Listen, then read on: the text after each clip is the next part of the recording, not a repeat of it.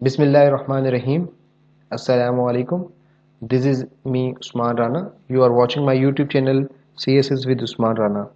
As we have studied in previous two lecture about brief introduction of Pakistan, now we have to move towards history of Pakistan 712 to 1857. So, concept of Indo-Pak or United India in ancient time.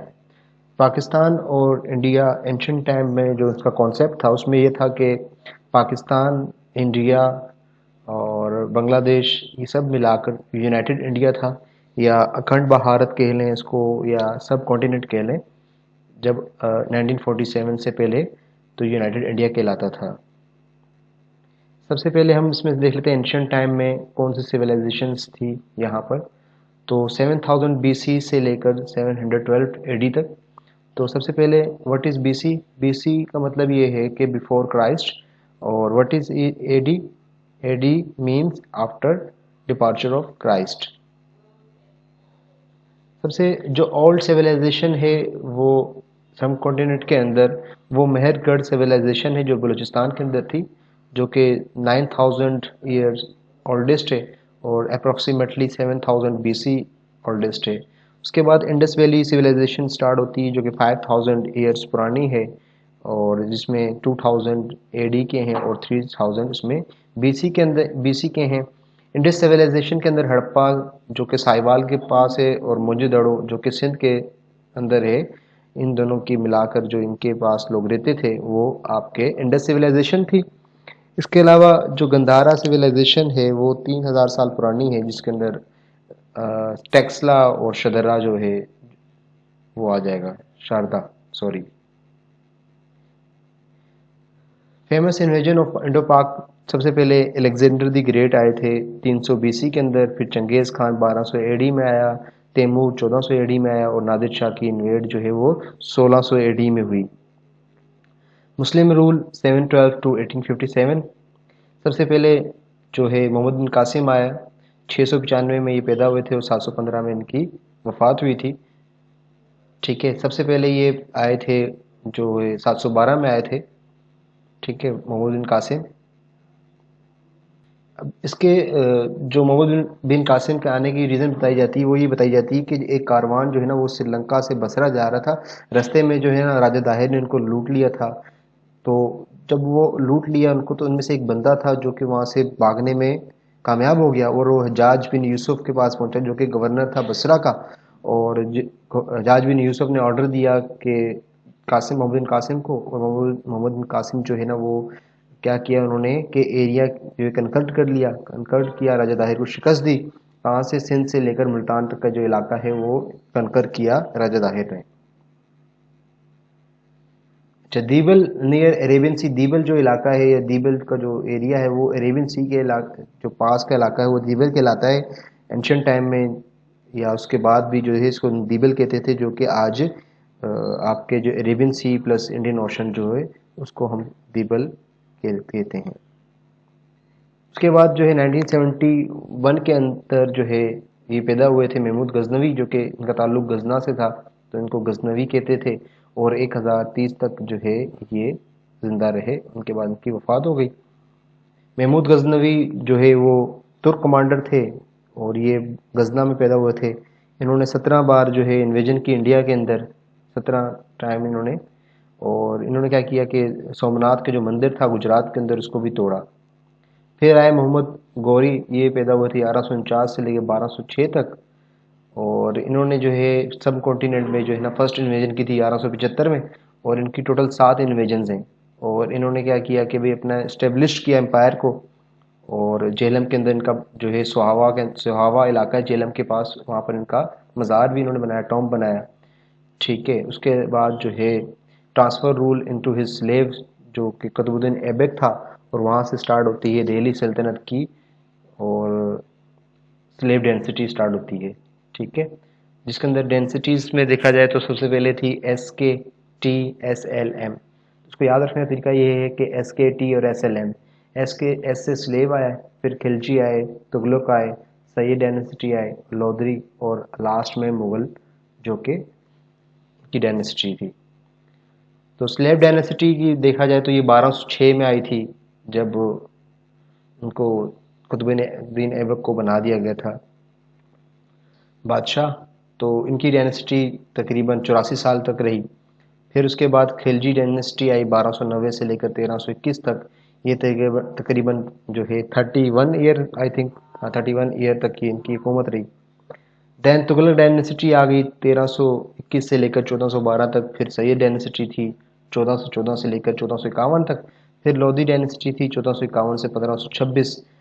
اچھا، یہاں پر جو ابراہیم لودھی تھا ان کو شکست دینے کے بعد جو ہے بابر نے جو ہے وہ کنٹرول سنبھالا، اور ظہیر الدین بابر نے دا مغل ڈینسٹی 1526 سے لے کر پھر ان کے جو ہے نا آگے ڈینسٹی چلتی رہی. 1857 کی جو بغاوت جنگ تھی ہند کی، اس کے بعد سے جو سارا کنٹرول جو ہے وہ کوئین کو منتقل ہو گیا تھا، برٹش راج لگ چکا تھا. تو اس کے بعد پھر برٹش رول لگ گیا 1947 تک. 1857 سے 1947 تک تقریباً 90 سال تک برٹش رول رہا. ویسے تو برٹش جو ہے نا ڈائریکٹلی پہنچ چکے تھے، ان کی حکمرانی چاہ رہی تھی، پر ڈائریکٹلی جو رول کرنا اسٹارٹ کیا وہ 1857 سے 1947 تک کیا. اس کے بعد سلیب ڈینسٹی کی ہم بات کر لیتے ہیں ڈیٹیل کے اندر. تو 1206 میں ان کا اسٹارٹ ہوتا ہے، اور تقریباً 4 سال تک قطب الدین ایبک جو ہے نا وہ رہتے ہیں. اس کے بعد پھر آرام شاہ قطب الدین آ جاتے ہیں جو کہ 1 سال رہتے ہیں. پھر التمش آ جاتا ہے جو کہ 1211 سے لے کے 1236 تک رہتا ہے. پھر فخر الدین فیروز شاہ، ٹھیک ہے، سیم یہ 1236 میں آتا ہے. پھر رضیہ سلطانہ، یہ ان کی مشہور ہے، اس کے اوپر ایم سی کیوز بھی آ جاتا ہے کہ سلیب ڈینسٹی کی کون سی جو ہے نا وہ عورت رہ چکی ملکہ سب کانٹیننٹ کی. تو اس میں جو ہے رضیہ سلطانہ تھی. اس کے بعد معز الدین بہرام آ جاتا ہے جو کہ 2 سال تک رہتا ہے. پھر غیاث الدین بلبن آ جاتا ہے جو کہ 20 سال تک جو ہے تقریباً وہ رہتا ہے. اس کے بعد معز الدین جو ہے وہ آ جاتا ہے جو کہ 1287 سے لے کے 1290 تک رہتا ہے. اس طرح سلیب ڈائنسٹی ختم ہوتی ہے اور خلجی ڈائنسٹی سٹارٹ ہوتی ہے. اس کا جو فاؤنڈر ہے وہ جلال الدین خلجی تھا. تو اس کے بعد یہ ہوتا ہے کہ ڈائنسٹی جو ہے ان کی خلجی کی 30 سال تک رہتی ہے، اور تقریباً یہ جو نا رول کرتے ہیں ناردرن انڈیا کی طرف اور دکن کی سائڈ پر. کہاں سے کہ جن کا جو کیپٹل تھا دہلی، وہاں سے یہ حکمرانی کرتے رہے. اچھا، ان کے بعد جو ہے سلطان جو ان کے گزر چکے ہیں، بادشاہ جو گزر چکے ہیں، اس میں جلال الدین فیروز خلجی، علاؤ الدین خلجی اور مبارک شاہ بھی گزر چکے ہیں. اس کے بعد آگے بڑھتے ہیں تغلق ڈائنسٹی کی. تو تغلق جو ہے 1320 سے لے کے 1414 تک رہے، تقریباً 95 ایئر تک انہوں نے رول کیا، جس میں ان کے جو سلطان تھے وہ غیاث الدین تغلق سب سے پہلے، پھر محمد بن تغلق، پھر فیروز شاہ تغلق، غیاث الدین تغلق شاہ، پھر ابو بکر شاہ، ناصر الدین شاہ، ٹھیک ہے، علاؤ الدین محمد شاہ، نصرت شاہ، فیو سے نصیر الدین محمد ایز ویل ریئل سلطان. ٹھیک ہے، یہ بھی ان کے لیے مشہور ہے. پھر سید ڈائنسٹی آ گئی جس کے اندر جو ہے یہ ان کی جو لینگویج تھی وہ فارسی بولتے تھے، اور ان کی جو سٹارٹ ہوتی ہے 1414 سے لے کر 1451 تک ان کا رہتا ہے، جس میں خضر خان سید، مبارک شاہ، محمد شاہ اور علاؤ الدین شاہ بھی شامل ہیں. ٹھیک ہے، اور اس کے بعد ہم آگے بڑھتے ہیں تو لودھی ڈائنسٹی آ جاتی ہے جو کہ پنجاب سے تھی، دلی اور پنجاب کنٹرول تھا ان کا، اور 1451 سے لے کے 1526 تک جو ہے نا ان کا کنٹرول رہا، جہاں پر یہ لینگویج جو ہے پشتو اور پرشین بولتے تھے. سنی اسلام ان کا مسلک تھا. ان کے جو رولر رہ چکے ہیں بیلول لودھی، سکندر لودھی اور ابراہیم لودھی جو کہ لاسٹ تھے. ٹھیک ہے، اب مغل امپائر سٹارٹ ہوتا ہے. جو مغل امپائر میں سب سے پہلے بابر آ جاتے ہیں. ٹھیک ہے، بابر کے بعد ہمایوں آتا ہے. 1526 سے 1530 تک بابر رہتا ہے. بابر کے بعد ہمایوں 1530 سے 1540 تک رہتا ہے. پھر اس کے بیچ میں جو ہے نا تقریباً 15 سال تک جو ہے وہ شیر شاہ سوری آ جاتا ہے، جس کی وجہ سے ہمایوں کے اس میں گیپ بھی آپ کو نظر آ رہا ہوگا. یہاں پر دیکھیں کہ تو 1530 سے 1540 سے پھر 1555 سے 1556 تک ہے. تو 1540 سے 1541 سے 1554 تک جو ہے نا وہ شیر شاہ سوری رہتا ہے، اس لیے یہاں پر ان کا نام نہیں لکھا ہوا. اس کے بعد اکبر آ جاتا ہے 1556 سے 1605 تک. پھر جہانگیر 1605 سے 1627 تک. پھر شہریار جو کہ خود سے اپنے آپ کو کہلوایا اس نے سلطان، تو یا مغل جو امپائر بڑا بنا، 1627 سے 1628. پھر شاہ جہان 1628 سے 1658. اورنگزیب 1658 سے 1707. پھر محمد اعظم شاہ تتلر، یہ جو ہے 1707 تک یہ رہتے ہیں. اس کے بعد جو ہے نا شہریار شاہ 1 آ جاتے ہیں پھر 1707 سے 1712 تک. جہاندر شاہ 1712 سے 1713 تک. پھر فرخ سیار جو ہے وہ 1713 سے 1719. رفیع الدرجات جو ہے وہ 1719 میں آتے ہیں. پھر شاہ جہان 2 جو ہے وہ 1719 میں آتے ہیں. پھر محمد شاہ 1719 سے 1748 تک. احمد شاہ بہادر جو ہے 1748 سے 1754 تک. عالمگیر 2 جو ہے 1754 سے 1759 تک. اور شاہ جہان 3 جو ہے وہ 1759 سے 1768 تک. شاہ عالم 2 جو ہے وہ 1760 سے 1806 تک زندہ رہتے ہیں. ٹھیک ہے. اس کے بعد جو ہے جہان شاہ جو کہ 1788 تک کی تھے. پھر اکبر 2 آ جاتے ہیں جو کہ 1806 سے لے کر 1837 تک. دین بہادر شاہ ظفر ہوتے ہیں جو کہ لاسٹ ہوتا ہے 1837 سے 1857 تک. بعد میں یہ وہاں سے ان کو نکال دیا جاتا ہے تو یہ رنگون چلے جاتے ہیں. ٹھیک ہے. ایگزائل کیا جاتا ہے میانمار کے علاقے میں.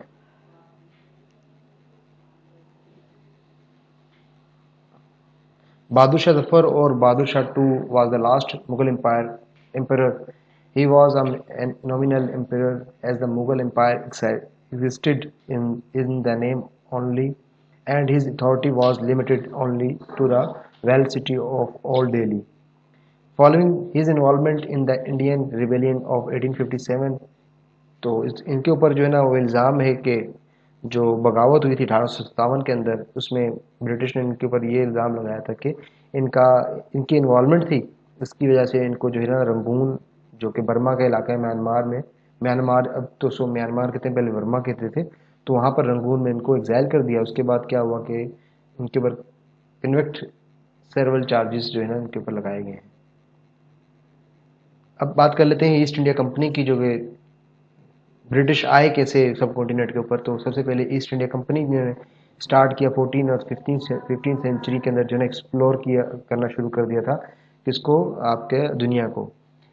اسی طرح آپ نے یہ بھی پڑھا ہوگا یا سنا ہوگا کہ 1492 میں جب امریکہ ڈسکور ہوتا ہے تو اس میں بھی ایک ریزن یہی تھی کہ وہ انڈیا کو ڈسکور کرنا چاہ رہے تھے، شارٹیسٹ روٹ ڈسکور کرنا چاہ رہے تھے، جس کی وجہ سے وہ غلطی سے امریکہ پہنچ جاتے ہیں تو اور امریکہ بھی ڈسکور ہو جاتا ہے. تو یہ وہی دور ہے جب 14 اور 15 سینچری کے اندر واسکو ڈے گاما جو ہے وہ پرتگیز سیلر تھا، اس نے وزٹ کیا انڈو پاک ایریا کو 1498 کے اندر. یعنی کہ 4 سال بعد واسکو ڈے گاما 6 سال بعد 1492 میں جب کولمبس نکلتا ہے انڈیا کو دریافت کرنے کے لیے، پر وہ غلطی سے امریکہ پہنچتا ہے. اس کے بعد 6 سال بعد 1498 کے اندر جو ہے نا وہ واسکو ڈے گاما نکلتا ہے پاکستان کو، انڈیا کو ایکسپلور کرنے کے لیے. ٹھیک ہے. انڈو پاک area was rich in the greens, fruit and spices, جس کی وجہ سے یہ لوگ جو ہے نا ڈفرینٹ کمپنیز کے تھرو، برٹش بھی اور کافی دنیا کے جو اسپینش تھے اور پرتگیز تھے، نیدرلینڈ کے لوگ تھے، وہ آنا چاہ رہے تھے، ڈھونڈنا چاہ رہے تھے جو ہے نا آپ کا شارٹیسٹ روٹ.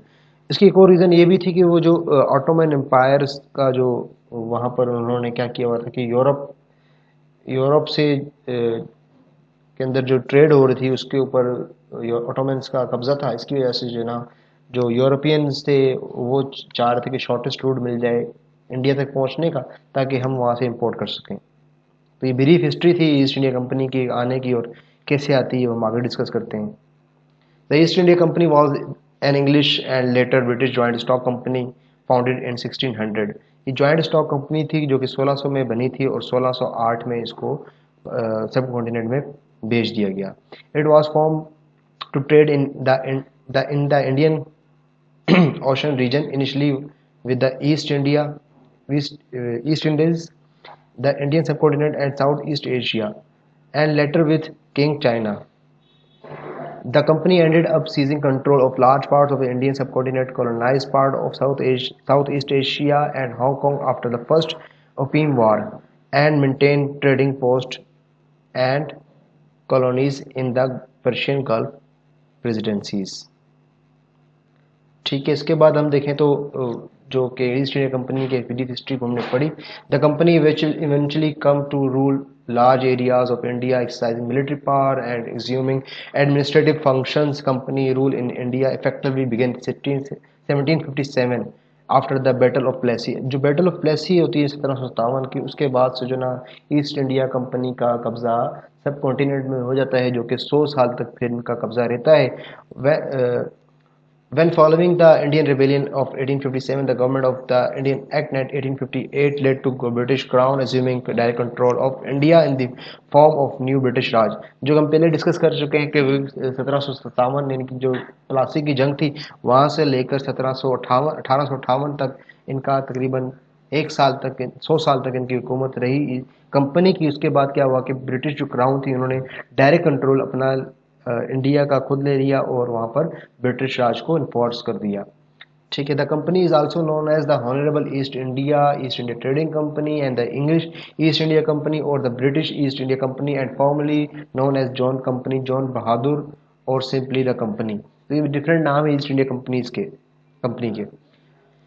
ठीक है, आगे बढ़ते हैं। तो British king gave charter to East India company to follow made 3 presidency town in Bombay, Madras और बंगाल के अंदर जो है इन्होंने इस कंपनी ने अपने चार्टर तैयार किया था। सॉरी, इन्होंने अपनी रेजिडेंसी तैयार की थी। जो चार्टर जो गिवन था वो ब्रिटिश किंग ने इन्हें दिया था। ठीक है।